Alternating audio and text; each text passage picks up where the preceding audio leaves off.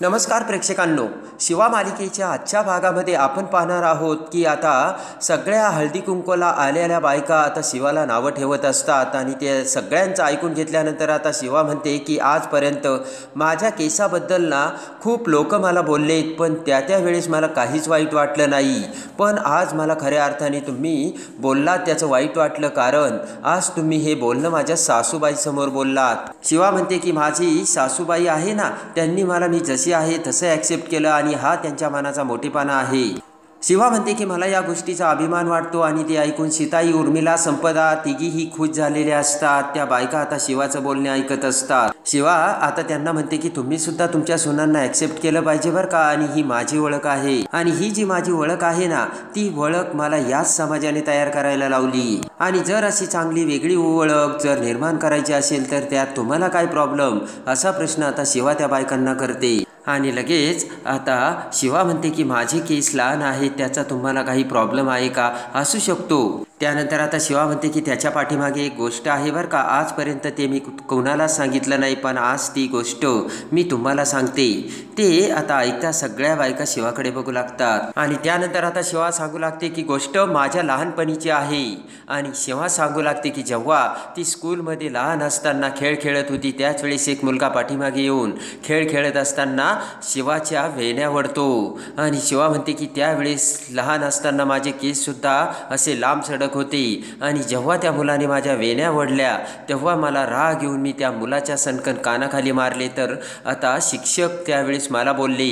शिवा सांगू लागते की मी शिक्षकांना म्हटले की मी तर सर्व नियमातच आहे आणि नियमातच खेळ खेळते, तर आता शिक्षक म्हटलेले असतात की खेळ म्हटल्यावरती या सगळ्या गोष्टी येणारच. आणि त्यानंतर आता शिक्षकांनी आता शिवाच्या वडिलांना स्कूलमध्ये बोलावलेले असते. त्यावेळेस स्कूलमध्ये येताच आता शिवाच्या पप्पांनी सांगितलेलं असतं की मी माझ्या मुलीला शिकवण दिली, कुणावर अन्याय करायचा नाही आणि स्वतःवरती झालेला अन्याय कधीच सहन करायचा नाही. आणि त्यानंतर आता माझ्या पप्पांनी सांगितलं होतं की एक मुलगी म्हणून ती 2 पावलं कधीच मागे येणार नाही. आणि त्यानंतर आता पप्पा शिवाला घेऊन बाहेर येतात आणि त्यांनी शिवाला सांगितलेलं असतं की या 2 वेण्या तुला आज अडचणीत देतात ना, अडचणीत लोटतात ना. आणि त्याच वेळेस आता न्हाव्याकडे नेऊन शिवानीचे केस आता तिच्या पप्पांनी कट केलेले असते आणि त्याच वेळेस आता झालेली असते शिवानीची ती खरी शिवा. शिवाला देखील त्यावेळेस खूप आनंद झालेला असतो आणि हे सर्व शिवा आता त्या बायकांना सांगते. आणि माझ्यामुळे माझ्या पप्पांना माझी ही अशी ओळख करून द्यावी लागली आणि त्याचा मला अभिमान आहे. आणि शिवा म्हणते की समजा जर उद्या मी केस वाढवले तर लोकांना काय सांगू, मी केस वाढवले म्हणून माझं आयुष्य सुखी झालं असं सांगू का. आणि त्या बायकांनी आता ते शिवाचे बोलणे ऐकताच बायकांच्या डोक्यात लख्ख प्रकाश पडलेला असतो. आणि त्यातील एक बाई म्हणते की खरंच सीताई, आज आमची चूक आम्हाला कळाली आणि खरंच तुझी सून खूप हुशार, समजूतदार आणि धाडशी आहे. ते ऐकताच आता सीताईला खूप आनंद झालेला असतो. आणि आता लगेच आता ती दुसरी आजीबाई म्हणते की माझ्याही सुनाने ऑफिसमध्ये जावं असं तिला वाटतंय, तर तिला खरंच जाऊ द्यायला पाहिजे. दुसरी बाई म्हणते की खरंच प्रत्येक जण आता वेगवेगळं आयुष्य जगत आहे, याचा आपण विचार करायला हवा आणि प्रत्येकाला प्रायोरिटी द्यायलाच हवी, अशी आता सगळ्या बायकांची समजूत झालेली असते. आणि शिवानी सगळ्या बायकांच्या डोक्यात आता लख्ख प्रकाश पाडून दिलेला असतो. आणि त्यानंतर आता सीताई सगळ्यांचं बोलणं ऐकत असते आणि खुश होत असते. त्या बायका म्हणतात सीताई तुला काही बोलायचं का, तर सीताई आता शिवाकडे बघते आणि म्हणते की खरंच शिवा, मला तुझा खूप अभिमान वाटतोय. आणि आता सीताई म्हणते थांब शिवा, मी आलीच. आणि सीताई आतमध्ये निघून जाते. त्यातील एक बाई म्हणते की आज आम्हाला कळतंय सीताई तुझं एवढं कौतुक का करते शिवा. दुसरी बाई म्हणते की आता आम्हाला देखील आमच्या सुनाने त्यांचं कौतुक करण्याची संधी द्यावी. तर त्या बाईची सून आता तिच्याकडे बघत हसू लागते. शिवा म्हणते की त्या अगोदर मला जसं सीताईने स्वीकारलं तसंच तुम्हाला त्यांना स्वीकारावं लागेल आणि त्या जरी चुकल्या तरी त्यांना आईच्या मायेने सांभाळून घ्यायला हवं असे शिवा त्यांना सांगते. आणि त्यानंतर तेवढ्या सीताई आता एक सोन्याचा बॉक्स घेऊन येते. त्या बॉक्सवर हात ठेवत आता सीताई सगळ्या बायकांना सांगते की ही आमच्या देसाई घराण्याची पारंपरिक चंद्रवेली आहे. त्या बायका आता खुश होतात. तर कीर्ती पाठीमागून म्हणते की आई तू काय करतेस. आणि त्याच वेळेस आता सीताई ही कीर्तीला हात करून थांबवते. शिवाकडे बघत सीताई म्हणते की आज खऱ्या अर्थाने तू या बायकांचं मन परिवर्तन केलं, खऱ्या अर्थाने त्यांना तू प्रेरणा दिली, मला तुझा शिवा खूप अभिमान वाटतोय. आणि त्यानंतर आता सीताई प्रेमाने आता शिवाच्या जवळ येते आणि त्या बॉक्समधील चंद्रवेली प्रेमाने सीताई आता शिवाच्या केसात लावते. आणि ती चंद्रवेली बघून आता शिवाचा चेहरा अजूनच सुंदर दिसत असतो आणि कीर्तीचा मोठा जळफळाट होत असतो. तर सगळ्या बायका एकदम खुश झालेल्या असतात आणि त्यानंतर आता सगळ्या बायका खुश होऊन आता समोर बसतात. तर आता शिवा त्यांना हळदी कुंकू लावणार असते आणि इकडे आता दिव्या ही तिच्या बेडरूममध्ये आता मस्त नाईटी ड्रेस घालून तयार झालेली असते. आरशासमोर येत आता दिव्याने आता मेणबत्ती समोर धरलेली असते. तर तेवढ्यात चंदन हा दरवाजात येतो आणि म्हणतो की दिव्या कुठे आहेस तू? अगं दरवाजा उघड ना. दिव्या म्हणते की थांब थांब चंदन येऊ नकोस. चंदन म्हणतो काय झालं? आता घरात सुद्धा मला एंट्री नाही का? दिव्या म्हणते की अरे तसं नाही, पण तुझ्यासाठी एक सरप्राईज आहे. चंदन खुश होतो आणि म्हणतो सरप्राईज? पण मला आतमध्ये तर येऊ दे ना. तर दिव्या म्हणते की असं नाही, अगोदर तू डोळे बंद कर. चंदन म्हणतो डोळे बंद?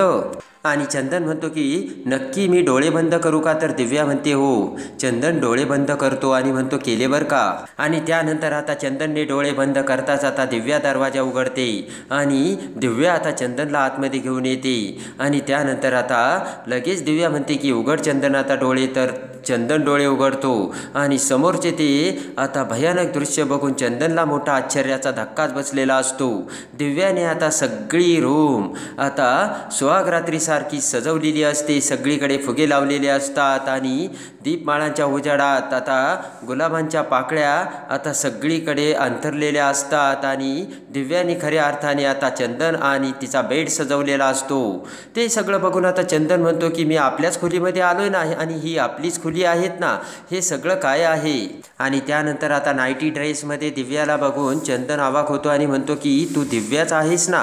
माझं तर अजिबात विश्वास नाही बसत. आणि हसतच दिव्या म्हणते की नाही बसत का विश्वास? पटकन दिव्या आता चंदनला चिमटा काढते आणि त्यानंतर आता दिव्या म्हणते चंदन त्या दिवशी तू म्हणाला होतास ना जर तू मी आपल्या फॅमिलीचा जर विचार केला तर तू वाटेल ते करशील म्हणून. आणि आता दिव्या म्हणते की तू त्या दिवशी म्हणाला ना मी वाटेल ते काम करेल आणि तू जर आपल्या फॅमिलीसाठी एवढं सगळं करत असेल तर मी सुद्धा तयार आहे असे लाजून आता दिव्या चंदनला बोलतेच.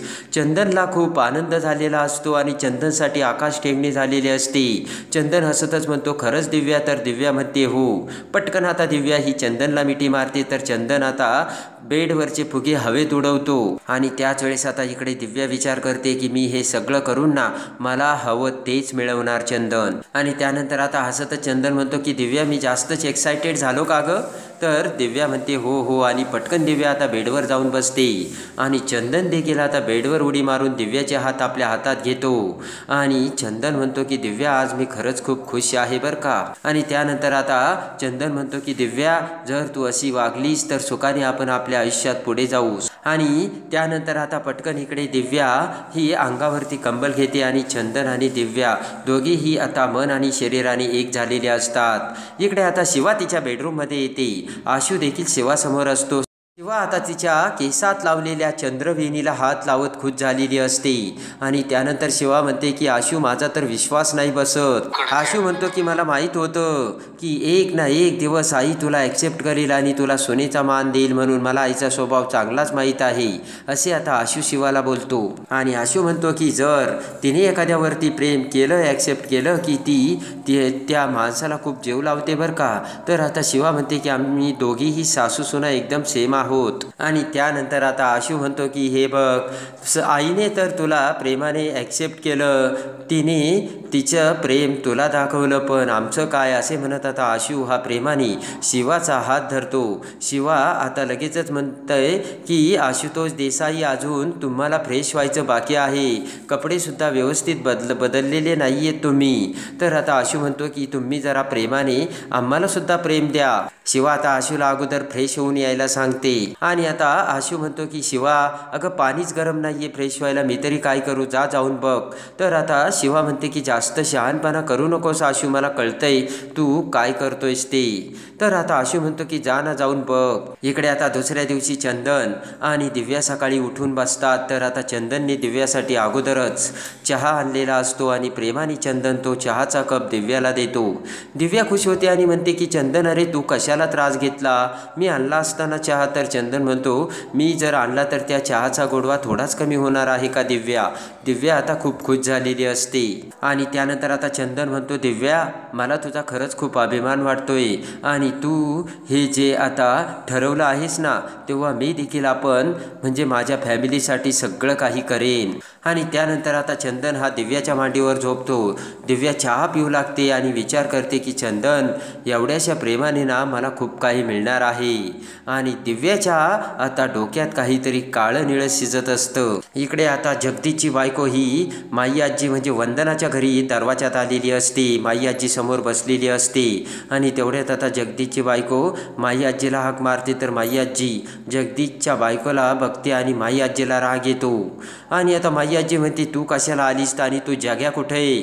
तो जर आला असता ना त्याला तर आता धोपाटीच घातलेली असते. तर लगेच आता त्याची बायको म्हणते की माई आजी तुम्ही जरा माझं ऐकून तर घ्या ना. नाटक करत जगदीशची बायको म्हणते की अहो तुम्ही जर असे वागलात तर मला तुमच्याशिवाय कोण आहे आणि मी जाणार तरी कुठे? तेवढ्यात आता वंदना ही बाहेर आलेली असते. वेडेवाकडे तोंड करत माई आजी म्हणते की आत्ता कळलं का तुला? जेव्हा नवऱ्याला पाठीशी घालत होती तेव्हा नव्हतं कळलं का? आणि आता वेडेवाकडे बारीक चेहरा करत आता जगदीशची बायको म्हणते की माझी काय चूक? मी काय केलं? माई आजी म्हणते की तू काय केलं? तुझ्या नवऱ्याने काय केलं ना हे आठव, पण शिवा त्याला सोडणार नाहीये. आणि तुझ्या नवऱ्याने शिवाचा संसार उद्ध्वस्त करण्याचा प्रयत्न केला, आशूचा जीव घेण्याचा त्याने प्रयत्न केला ना, पण शिवा त्याला सोडणार नाही एवढं तू लक्षात ठेव, असे माई आजी आता जगदीशच्या बायकोला सांगते. आणि नाटक करत आता जगदीशची बायको म्हणते की अहो माई आजी यामध्ये माझा काय त्रास आहे का? आणि मला का तुम्ही अडकवता? मधल्यामध्ये माझा बळी जातो त्याचं काय? वंदना आता जगदीशच्या बायकोच्या जवळ जाते. तर आता जगदीशची बायको म्हणते, जाऊबाई तुम्ही तरी सांगा ना शिवाला समजून. वंदना म्हणते की हे बघा तुम्ही अशा रडू नका आणि आतमध्ये या बरं. आणि माई आजी म्हणते की ये ये आतमध्ये ये, आम्ही अजून माणुसकी काही सोडलेली नाहीये. आणि त्यानंतर आता जगदीशची बायको आतमध्ये येते. तर वंदना तिला प्यायला पाणी देते. आणि तेवढ्यात आता वंदनाकडे बघत आणि माई आजीकडे बघत जगदीशची बायको म्हणते की माझ्या लेकाची खूप हालत बेकार झाली, त्याला पॅरालिसिस झाला आहे. तर आता माई आजी म्हणते की आम्ही एवढी माणुसकी सोडलेली नाही आणि तुझ्या लेकाला जर काही मदत लागली ना तर आम्हाला सांग, आम्ही ती करू. माई आजी म्हणते की तुझ्या नवऱ्याने जशी माणुसकी सोडली ना तशी आम्ही नाही सोडली. आणि त्यानंतर आता जगदीशची बायको आता तिथून निघून जाते. माई आजी तिच्याकडे बघत म्हणते की एक नंबरची नाटकी बाई आहे, हिचे काय नाटकं मला कळत नाही का? आणि इकडे आता चंदन आणि दिव्या दोघीही झोपलेल्या असतात. आणि त्याच वेळेस आता दिव्या ही विचार करत असते. तर चंदन म्हणतो, काय झालं दिव्या, अजून तू झोपली नाहीस का? तर आता दिव्या म्हणते, काय नाही, मी केलेल्या चुकांची आठवण मला येत होती. आणि तुला असं वाटत असेल ना चंदन ही मुलगी किती नाटकी आहे आणि एवढ्या लवकर कुठे बदल होत असतो का? तरीही कशी बदलली, पण हा बदल एवढ्या सहजासहजी नाही झाला, असे आता दिव्या चंदनला समजावून सांगत असते. दिव्या म्हणते की माझी चूक माझ्या लक्षात आली, उगाच मी पैशामागे पळत होते, पण आता मला खरं कळालं नातं काय असतं ते, हे आता दिव्या चंदनला सांगते. आणि ते ऐकताच आता चंदन म्हणतो, दिव्या तू हे जे काही बोलते ना त्यावरती माझा विश्वासच बसत नाहीये. आणि दिव्या म्हणते की हे सगळं मला समजावं यासाठी तू मला किती शिक्षा दिल्या, किती प्रयत्न केले आणि अखेर मला हे समजलं चंदन. आणि दिव्या म्हणते की मग चंदन तू कसा म्हणतोस की बुगास तुला काही समजत नाही म्हणून? चंदन म्हणतो, तसं नाही दिव्या, तुझ्यात जे बदल होत आहेत ना ते मला दिसत आहेत. आणि त्यानंतर पटकन आता दिव्या ही चंदनला मिठी मारते. ते बघून आता चंदन म्हणतो की दिव्या एकावर एक तू किती सुखद धक्के देणार आहेस, मला सहन व्हायचं नाही बरं का? दिव्या म्हणते की चंदन आता त्याची तुला सवय करून घ्यायला हवी, कारण हे सुखद धक्के तुला आता कायम बसणार आहेत. आणि त्यानंतर आता दिव्या म्हणते की पाहिजे तर आपण बाळाचा सुद्धा विचार करू शकतो चंदन. चंदन म्हणतो की काय बोलतेस दिव्या, आणि मला तर आता हे खरंच पटत नाहीये. दिव्या म्हणते की तुला माहिती ना मिस्टर चंदन, मी जे बोलते ते करतेच. तर आता चंदन म्हणतो की मग राहा तशीच. तर आता दिव्या म्हणते की मी तर अशीच राहणार आहे आणि यापुढे मी काय करणार आहे ना याचा तुम्हाला अंदाजच नाही आहे चंदन. तर आता दिव्याच्या डोक्यात काहीतरी प्लान शिजत असतो. चंदनला प्रेमाच्या जाळ्यात अडकून आता दिव्या कोणता प्लान आखणार आणि इकडे आता शिवा ही जगदीशचा खरा चेहरा कसा समोर आणणार हे बघण्यासाठी आणि शिवा मालिकेच्या डेली अपडेटसाठी बेल नोटिफिकेशनवर क्लिक करून आपल्या चॅनलला लाईक करा, सबस्क्राईब करा.